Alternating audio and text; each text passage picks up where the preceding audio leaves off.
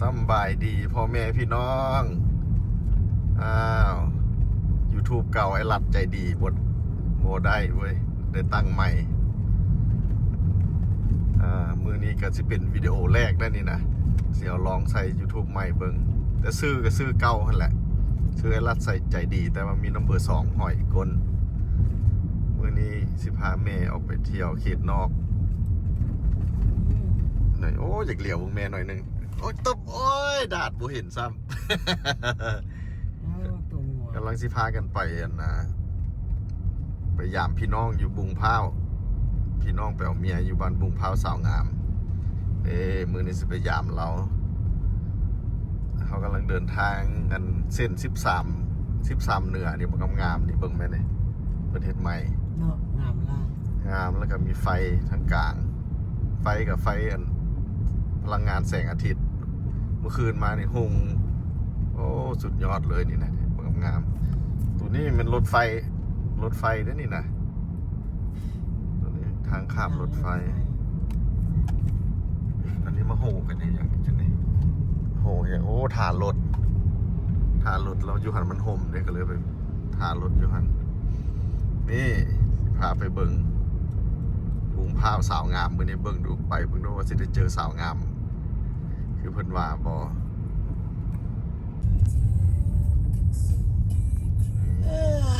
ธรรมศาสตร์บ้านเฮา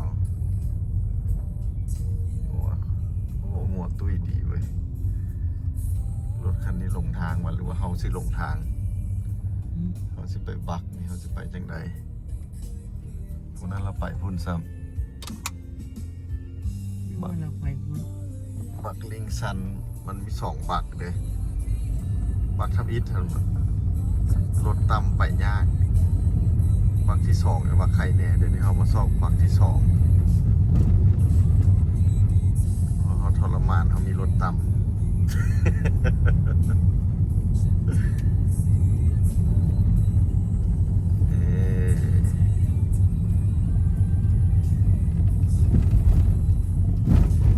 บั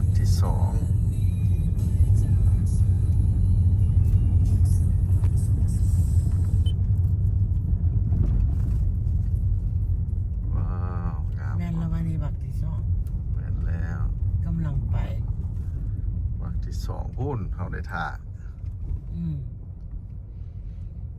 บักตัวนี้มันบ่ต่ำปานใดรถต่ำมาได้เคยมาแล้ว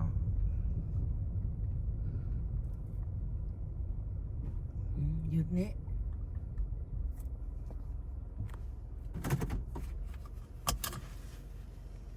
น้ำจะเป็นไส้ดีลูกน้ำเขียว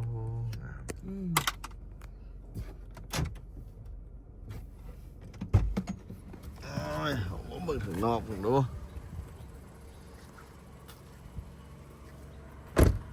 โอ้น้ำเขียวงามคือตุ้มแม่ว่าได้นี่นะธรรมชาติบ้านเฮางามหลาย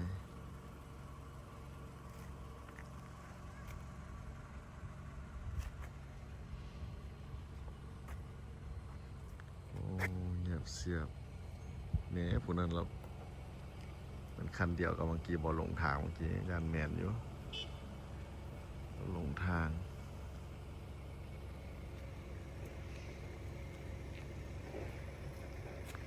360 องศาให้เบิ่ง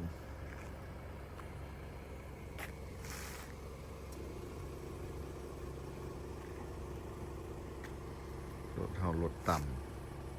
ำการลงนี่ก็ต้องมีโหมดอีกได้ลงบุเป็นนี่คูดได้นี่นะแต่ว่าเคยมาเท่านึงแล้วบักตัวนี้ใครก่อนบักตัวทำอิฐกำลังมาแล้ว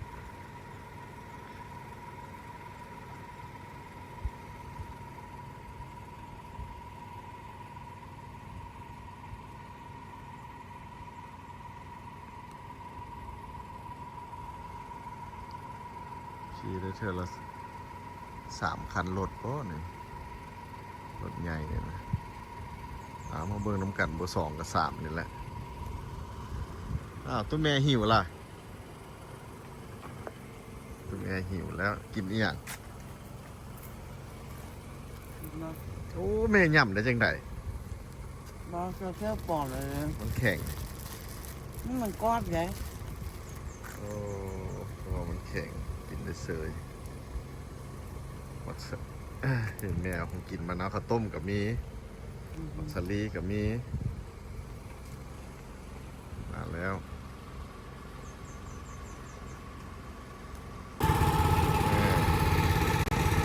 หมอพยายามเอาให้ได้3 คันนี่นะโอ้ได้อีหลี3 คันโอ้รถคันนี้ก็สีใหม่ๆจะหาก็ออกรถใหม่เพราะนี่คันนี้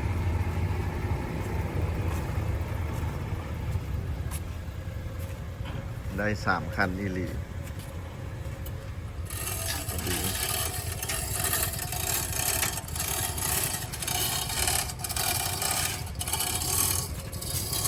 แลนด์ครูเซอร์โอ้สงสัยออกใหม่ได้รถคันนี้ราคาคือสิแพงอยู่เนี่ย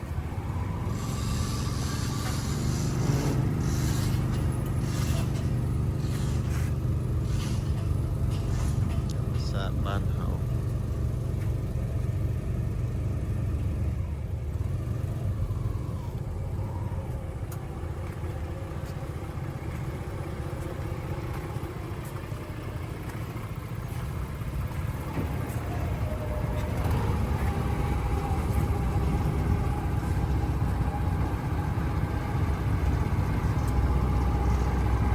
ครับปีเท่าไหร่ผู้บ่าวเท่าไหร่ 30,000 30,000 เงิน แม่เอากระเป๋าเห็นไหมไหนหัน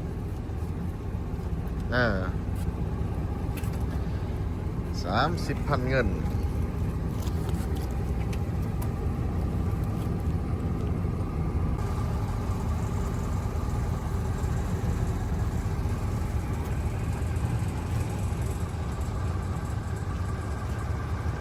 โอ้ทิวทัศน์ธรรมชาติงามหลายเด้อพ่อแม่พี่น้องธรรมชาติบ้านเฮาในงามหลายสุดยอดเลยนะ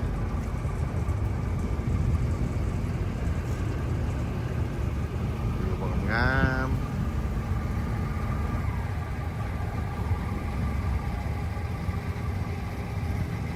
โอเคมาฮอดแล้วบัดนี้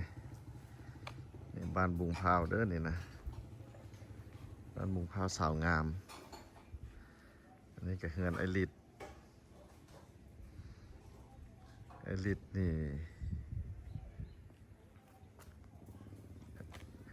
ไอริดนี่แต่งงานนั่นนะ2 ทิศนี่แหละแต่งงาน2 ทิศแล้วก็ว่าเรื่องสมัยเก่าหั่นนะแต่งงาน2 ทิศแล้วก็ไปต่างประเทศไปเฮ็ดเวียกนำเนี่ยเอาเราไปเฮ็ดเวียกอยู่ฮันเค้กนำอยู่เมืองเฟรสโนแคลิฟอร์เนียเราไปอยู่นำ5 ปีนี่แหละทอนเงินทอนคำปลูกเฮือนได้สัน2 หลังนี้นี่ปลูกให้เมียนี่2 สั้นอีกหลังหนึ่งนี่ปลูกให้แม่อยู่บ้านคุณตาในเวียงพุ่นแล้วก็ได้รถใหญ่เนี่ยแล้วเราก็กลับมาคืนกลับมาอยู่ลาวคืนแล้วเดี๋ยวนี้นะพามาเบิ่งเฮือนเรานี่ดิเราก็ไปสู่ทนอยู่หลายปีเติบได้อยู่ต่างประเทศนี่เฮือนเราก็งามได้นี่เฮือนน้ำพักน้ำแหงแท้ๆเวียกทอนเงินเวียกอยู่ต่างประเทศเราก็ได้รถใหญ่คันหนึ่งโอ้เฮือนเราก็งามนะเห็นบ่เฮือนน้ำพักน้ำแหง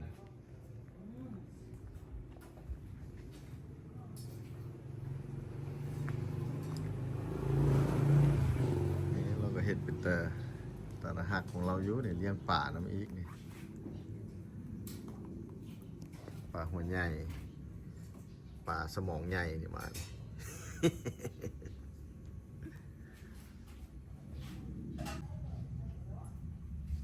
แม่มันนี่จันหิวข้าวอดบ่ได้เลยกินก่อนละเด้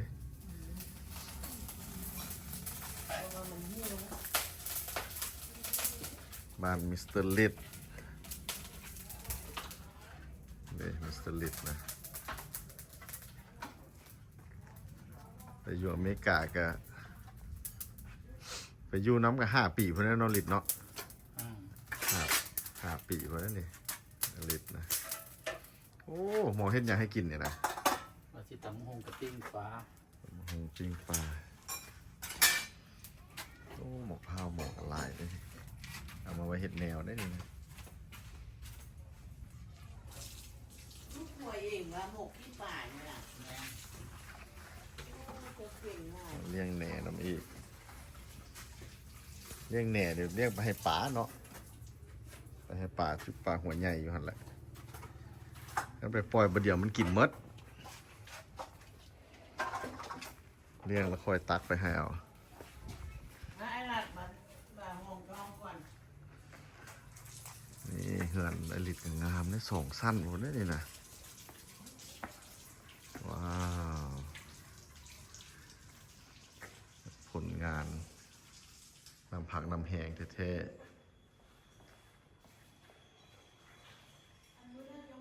ว้าวงามลายงามลาย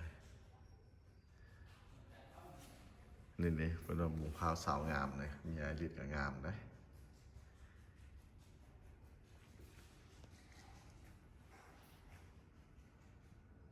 2 สั้นน้ำผักน้ำแหงวันนี้บ้านปลายชีวิตปลูกเฮือนแล้วได้รถกลับมาบ้านเฮาแบบนี้มาหาเห็ดเวียกกี่พี่แบบนี้น้องดิดเนาะมาหาวิทยอยู่ล้าวแบบนี้นะมีเฮือนมีซานเป็นของตัวเองแล้ว ตัวเดียวก็โตแหงมันตัว มาจะพามาเบิ่ง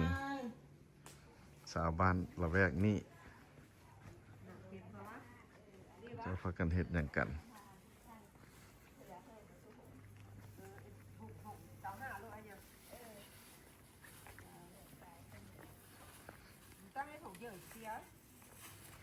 นี่บ้านบุงพร้าว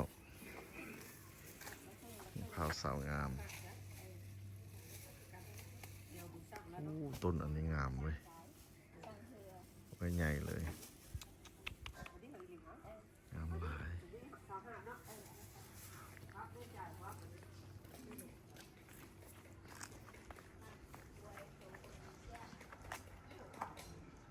อยู่ทางหลังนี่มันน้ำเงิมเป็นน้ำได้ทางหลัง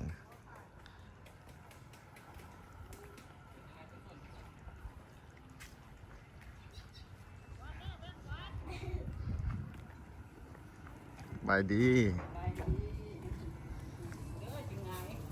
บายดีกินง่ายกินสวย สวยไปสวยไหนมาสวยมาแล้วมันกินข้าว โดยเบิ่งดูสบายดีสบายดี อยู่ในไปหาง เออ 2026กับ2029บ่คือกัน เอ้า เดือนนี้ก็เป็นใจ เครื่องขายเครื่องพกไว้สมา มันนี่บ่ขายแล้วเนี่ย มื้อนี้ปิดวะนี่ ปีนี้ปิดปีใหม่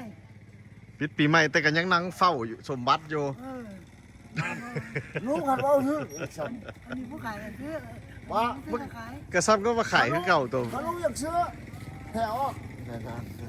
มันบ่ได้ปิดตีอันนี้ต้องนั่งโคโลอยู่ คนมาก็ขาย มันบ่ได้ปิดตีดิ รู้ว่าคือว่าผิดว่ะ ไม่มันก็บุกปิดได้ล่ะ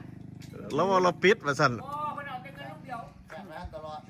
ปิดแต่ว่านั่งเฝ้าอยู่ แต่ว่าคนหาเงินได้ ให้อันไปจะหน่อย โอ้ ว่า นี่เบิ่งห้านเพิ่นนี่นะเพิ่น บ่คืออยู่บ้านเจ้าไหน เพิ่นว่าปิดมื้อนี้นี่ปีใหม่ปิด แต่ว่าปิดแล้วนั่งเฝ้าอยู่หน้าห้านอยู่ แต่คนมาก็ขายเนาะ จะมองขาย นี่มันก็บ่ได้ปิดซั่นกันว่าแนวนี้โอ้เครื่องเพิ่นงามอยู่เด้นี่ งามบ่เลยสิไล งามงามงาม คนงาม นี่ ทุกคนมาคนงาม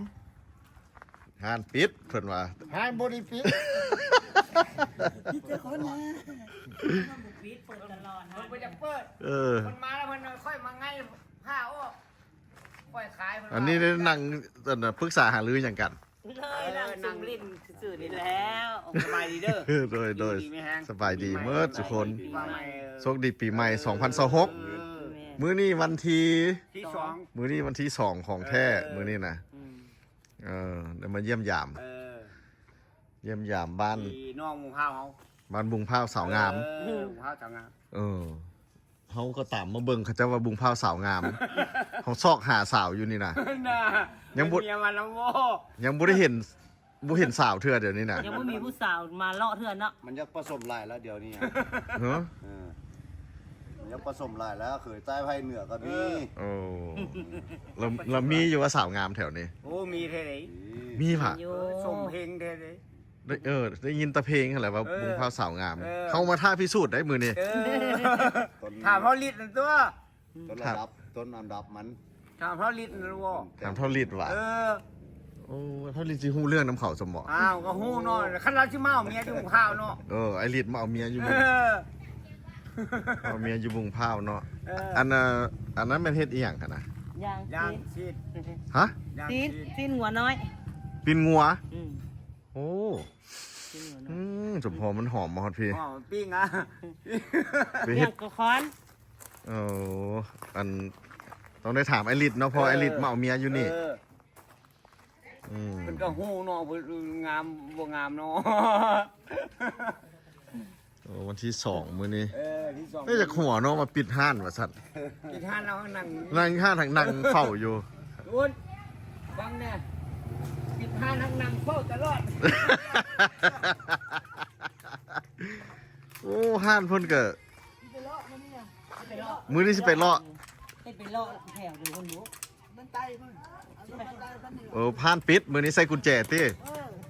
แกแล้ว ห้านใส่กุญแจ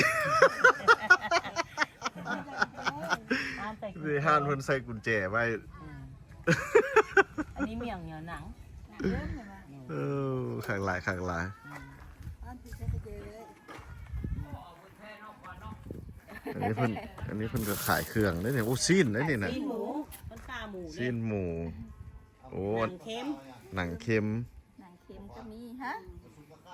เอาธรรมดาค่ะเมื่อวานนี่ถือปีใหม่ดิเขายายมื้อ ถึงปีใหม่เพิ่นสิกินเนี่ย คุณเซ่บึ้มบึ้มยัยมาขายสิ คนเสพบึนๆอยู่ ไอริดครัวกินให้กินมื้อนี้ปิ้งปลาตำบักหุ่ง วัดทานเลย ตอนกินแล้วลืมถ่ายเมื่อกี้ แต่ว่า เชื่อได้อัน ตำบักหุ่งก็ไปแล้ว เพิ่นบ่ได้มากินน้ำเฮา ปลาบักใหญ่ๆแต่ว่าสไตล์ตู้แม่เนี่ยคันอิ่มเนี่ยมันมั่งจากเมื่อเราได้ตู้แม่นี่นะสไตล์นะคนน่ะ ไม่เท่าเอาให้โอ้แม่ยา คนน่ะ มาพี่อย่าลืมเอาให้แม่เจ้ากินเด้อข้าวต้มมันน่ะ ตู้แม่กินอิ่มแล้วมันจากเมื่อเราได้ตู้แม่นี่นะอ่า แต่ให้พอเจ้านี่เราไปเปลี่ยนรถหมดเลยเปลี่ยนรถหมด เด้ ข้าวต้มนี่แดลูก อิ่มแล้ววันนี้ตู้แม่อยากนอนแล้วตาเทิบแล้วนะในเมื่อนี่สิบ่รับน้ำทางบ่นี่นะ ฮะบอก โอ้ เหมือ อิ่มแล้วจากเมื่อเราได้ตู้แม่นี่ กิน นะ แล้วจักเหมือแจ๊บ่ตัวแซ่บแล้วเนาะบ่ส้มแล้วก็บ่หวาน ตอนนี้สิพาตู้แม่กลับ คำบักอีก คำบักกลับคืน มาบักตัวใหม่อยู่ลิงซันนี่มี2บักตัวนี้นี่ใกล้ก่อนนี่ลองมาดู แต่ว่ารถต่ำนี่จะขึ้นบักยากแน่แต่ไอริดว่าเพิ่นแปลงแล้วว่าซั่นต้องเบิ่งน้ำกันดูว่าเขาจะขึ้นมีปัญหาบ่รถเก่งเขาวิวของงามมาแล้ว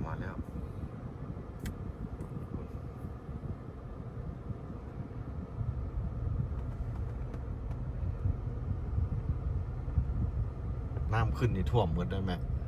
ท่วมพอเทิงพี่นะยามน้ำขึ้นท่วมหมดพี่ อันนี้น้ำแห้งเนาะ น้ำแห้งซื้อนี่นะมาแล้ว คือบ่เห็นคนไปไล่หมอก แดดที่บอก